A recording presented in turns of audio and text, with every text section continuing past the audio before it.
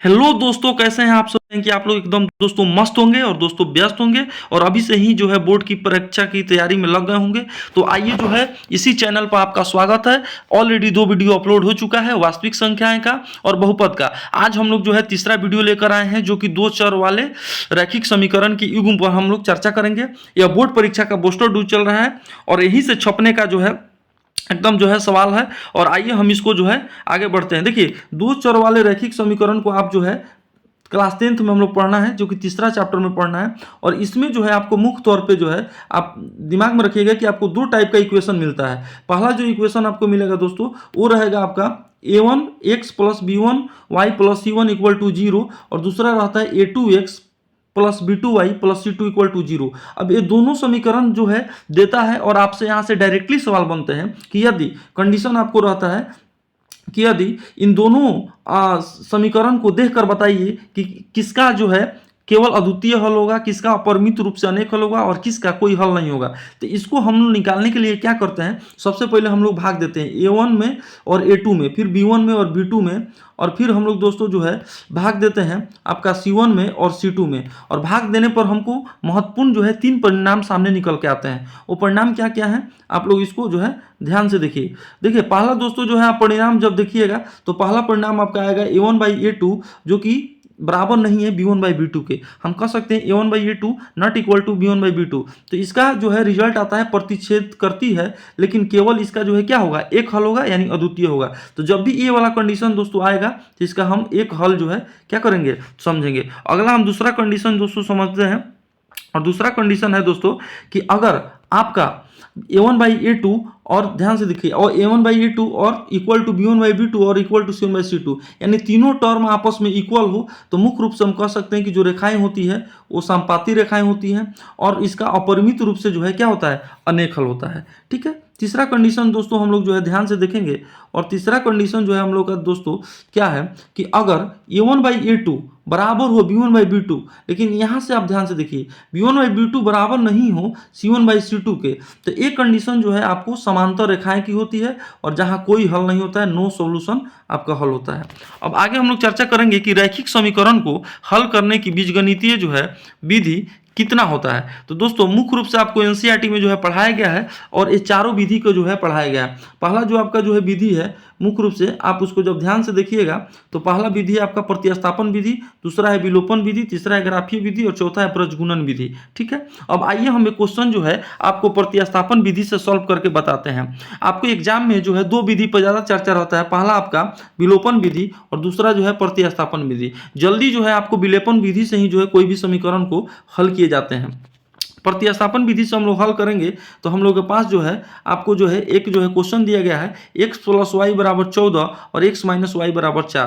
प्रतिस्थापन विधि में क्या होता है, ध्यान से समझिए, कोई x या कोई y का मान जो है हम दूसरे समीकरण में रखकर अगला का जो है मान निकालते हैं। अगर मान लीजिए कि अगर हम x का मान रखते हैं तो हमको निकालना पड़ता है y का मान, अगर y का मान रखते हैं तो हमको निकालना पड़ता है x का मान। जैसे यहाँ पर आप ध्यान से देखिएगा दोस्तों, तो यहाँ पर लिखा है x प्लस वाई बराबर 14, समीकरण 1 हो गया, और यहाँ x माइनस वाई बराबर 4, ये समीकरण आपका 2 हो गया। अब देखिए समीकरण 1 से, तो समीकरण 1 से देखिएगा तो यहाँ प्लस है और यहाँ y है और 14 है, तो हम x का मान निकाले हैं। तो x का मान, तो आप जब ध्यान से देखिएगा दोस्तों, तो x का मान जो है हम निकाले हैं, तो यहाँ प्लस ay है, तो इधर आ जाएगा तो क्या हो जाएगा, माइनस में हो जाएगा, यानी हो जाएगा 14 माइनस वाई। तो देखिए x का मान मैंने लिखा है 14 माइनस वाई। अब अगला जो है हम सॉल्व किए हैं कि x का मान समीकरण हम अब कहाँ रख रहे हैं, 2 में रख रहे हैं, क्योंकि हम समीकरण 1 से इस x का मान लिए हैं, तो इसीलिए इस x को मान को हम समीकरण किस में रखेंगे, 2 में रखेंगे। अगर हम 2 से लेंगे तो 1 में रखेंगे, 1 से लेंगे तो 2 में रखेंगे। अब देखिए x माइनस वाई बराबर जो है 4 है, ये आपका समीकरण 2 है। अब हमको इस x के जगह पर रखना है कौन सा वैल्यू, a वाला वैल्यू, यानी 14 माइनस वाई वाला वैल्यू। तो देखिए हम x के जगह पर जो है यहाँ ध्यान से x के जगह पर जो है हम यहाँ पर रखे हैं 14 माइनस वाई। ठीक है, 14 माइनस वाई, और यहाँ से ऑलरेडी ये माइनस वाई है जो है आपका, माइनस वाई जो है आपका ये माइनस वाई है और बराबर 4। अब देखिए, अब यहाँ इसको जब हम लोग ध्यान से सॉल्व करेंगे तो ये है आपका 14 माइनस वाई, यहाँ से देखिए 14 माइनस वाई और माइनस वाई, तो हम लोग जोड़ेंगे तो कितना हो जाएगा, 14 माइनस 2y, माइनस वाई कितना होता है, 14 माइनस 2y। तो अब देखिए यहाँ 14 माइनस 2y है, यहाँ 4 है।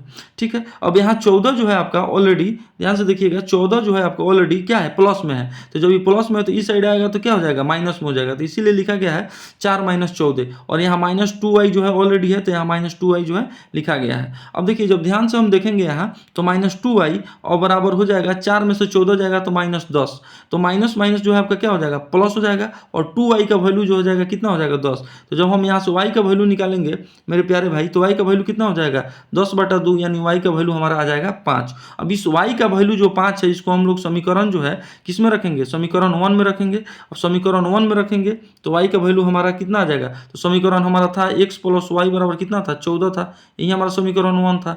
आप यहाँ देख सकते हैं समीकरण 1 जो है आपका, समीकरण 1 जो है यही ना है, x + y बराबर क्या है, 14 है। तो हम जो है यहाँ देखिए y के जगह पर अब कितना रखेंगे, y का मान हमारा कितना है, 5। तो y के जगह पर हमने 5 रख दिया। अब इस 14 को हम इसमें से घटाएंगे तो x बराबर 14 में से 5 जाएगा, कितना हो जाएगा, 9।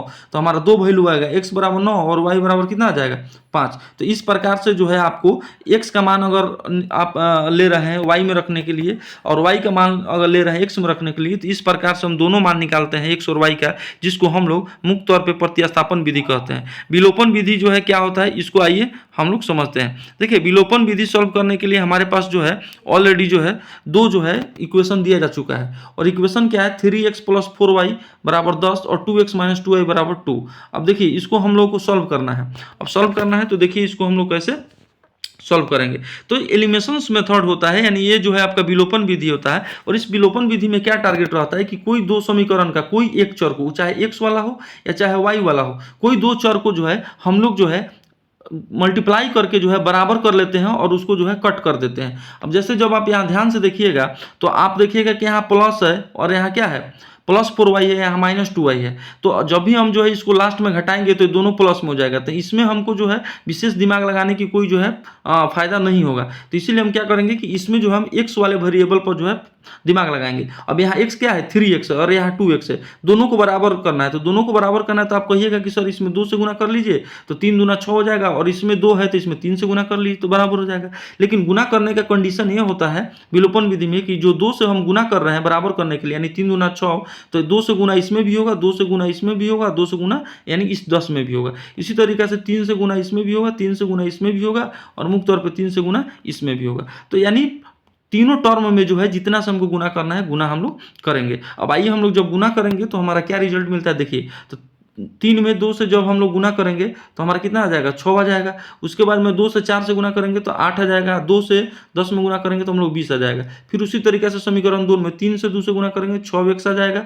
3 में 2y से गुना करेंगे तो देखिए -2y है, तो 3 से गुना करें तो -6y आ जाएगा, और 3 से 2 में गुना करेंगे तो हमारा क्या आ जाएगा, 6 आ जाएगा। अब इस प्रकार से हमारा जो है गुना करने के बाद, यानी एलिमिनेशंस मेथड लगाने के बाद, विलोपन विधि करने के बाद हमारा इक्वेशन बन के जो है क्या है, तैयार है। अब यहाँ से हम क्या देखेंगे, 6x हमने गुना करके बराबर कर लिया, और बराबर कर लिया तो यहाँ देखिए प्लस छुपा है, तो प्लस है तो माइनस है, यहाँ माइनस है तो क्या लिख दिए, प्लस लिख दिए, और यहाँ देखिए प्लस छुपा था तो यहाँ क्या हो जाएगा, यहाँ माइनस हो गया, हो ना गया। अब देखिए प्लस माइनस जो है खत्म हो गया, बीच का जो है साइन का कोई वैल्यू नहीं होता है, आपको भी पता है। अब यहाँ +8y है और यहाँ +6y है, तो 8 हुआ 6 को जोड़ेंगे तो कितना हो जाएगा, 14y हो जाएगा। और 20y में से देखिए माइनस जो है यहाँ पे है, तो 20 जो है y नहीं है, सॉरी 20 में से जब 6 घटे तो कितना हो जाएगा, 14 हो जाएगा। तो आप कह सकते हैं कि सर यहाँ घटाने पर जो है, काटापीटी करने पर जो है 14y बराबर कितना आ गया, 14। तो y का वैल्यू कितना आ जाएगा, y का वैल्यू आपका 1 आ जाएगा। अब जब y का वैल्यू 1 आ जाएगा तो 1 जो है इसमें किसी में आप रख लीजिए, तो 1 जो है आप इसमें रखिएगा, 1 मिनट, 1 जो है आप इसमें रखिएगा दोस्तों। तो y का वैल्यू 1 है, तो चलिए 1 इसी में रखते हैं, 1 इसमें रखते हैं, तो हमारा कितना हो जाएगा 3x, देखिए यहाँ 3x, और इसमें जब हम गुना करेंगे प्यारे भाई तो कितना हो जाएगा, तो 4 में 1 से गुना करेंगे तो 4 हो जाएगा, बराबर आ जाएगा 10 आना जाएगा। अब 3x बराबर हो जाएगा कितना, 10 में से जो है 4 घट जाएगा। अब 3x बराबर हो जाएगा कितना, 6। तो x का वैल्यू कितना हो जाएगा, 6/3, यानी x का वैल्यू आ जाएगा आपका 2।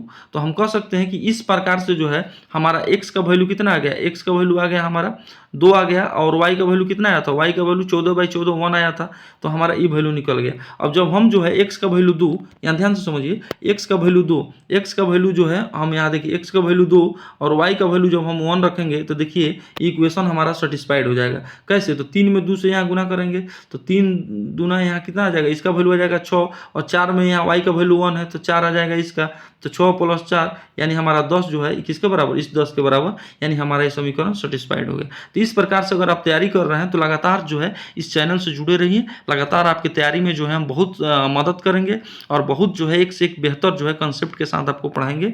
और आपको ये वीडियो अच्छा लगा तो आप चैनल को सब्सक्राइब कीजिए, शेयर कीजिए। धन्यवाद।